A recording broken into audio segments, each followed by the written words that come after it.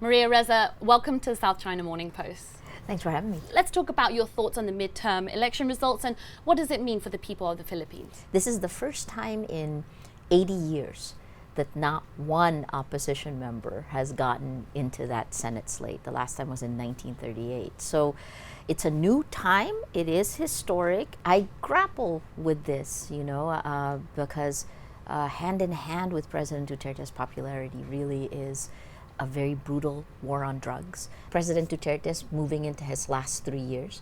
This is normally when a president's popularity wanes. You've been arrested, detained, and bailed on multiple occasions.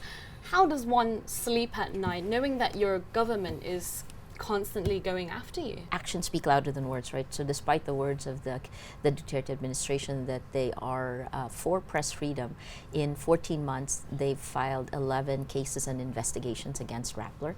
I posted bail 8 times in roughly like a 3-month period and arrested twice in a 5-week period. I mean, you just land back from the States and they're almost just waiting there for you. And they know that I could go right to post bail, right? But it is that kind of harassment that they hope would have an impact. So this is a psychological game. For me, as long as the Philippine Constitution is there, and this is a constitution that's patterned after the United States, it's got a Bill of Rights, freedom of the press is guaranteed, freedom of expression. So as long as it's there, every time they try to push the line and grab more power, and you're there holding the line, we push back, right? You can't give up. So you started and run the social news startup Rappler. How many years has it been now?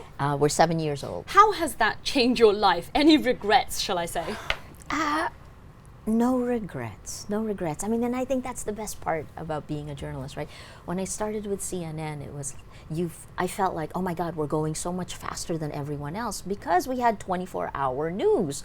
But you've taken that online. Oh, and that's even harder. And you've targeted the younger generation who are just hungry for this sort of stuff. And actually, Rappler itself, this wasn't by design. We're 64% women, and the median age is 23 years old. What's the most challenging aspect of simply doing what you do every day? What's the most challenging part of that? We still think in traditional media we have power, but our power's already been stolen from under us by the social media tech platforms. We create content just like every citizen journalist, but the distribution has been taken over, and that power of distribution is everything. Unfortunately, the social media platforms haven't taken that power seriously. It's like you inject lies into the system and the lies spread faster than facts. Tell me about your love-hate relationship with Facebook and your concerns of it for the future. We're in a battle for truth. This is going to be your generation, the next generation's battle. If it depends on how fast the social media platforms deal with it. Because in the short term, frankly, they're the only ones who can fix it.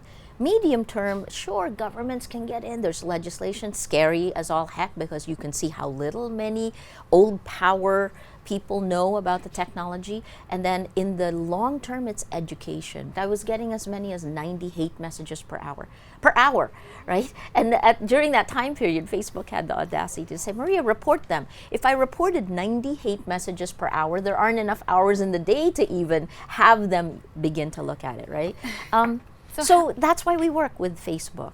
When they asked us to be fact checkers, I said immediately, yes. And then if it is a disinformation network, if it is involved in information operations, then they're flagged.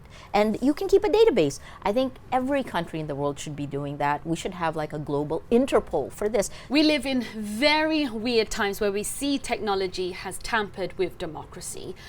What should users like you and I, every day of social media, do to protect freedom of speech? It requires courage this time period, because unlike the West, in Asia, in Southeast Asia in particular, we can't get rid of Facebook or YouTube. Social media really did empower our citizens. When when institutions are weak, when corruption is endemic, the kind of empowerment that social media gave is a wonderful force. What I always say is, look at your area of influence. If you see someone bullying someone, you step in. this comes down to values, because when we normalize hatred or normalize violence, we hit new levels. And online violence, we know this now, leads to real world violence. Having said that, individual people, we build communities. We can use this technology to build communities. We demand accountability. It's very Zuckerberg-like, though, a global community. Because it's really true. He may not understand it in the way we do in the Philippines, but we helped prevent deaths during typhoons. You know, we've seen it in action. It is potent. While it is good that we are holding Facebook to account, I think we also need to recognize what it is doing well, albeit very delayed, right? So it's painful.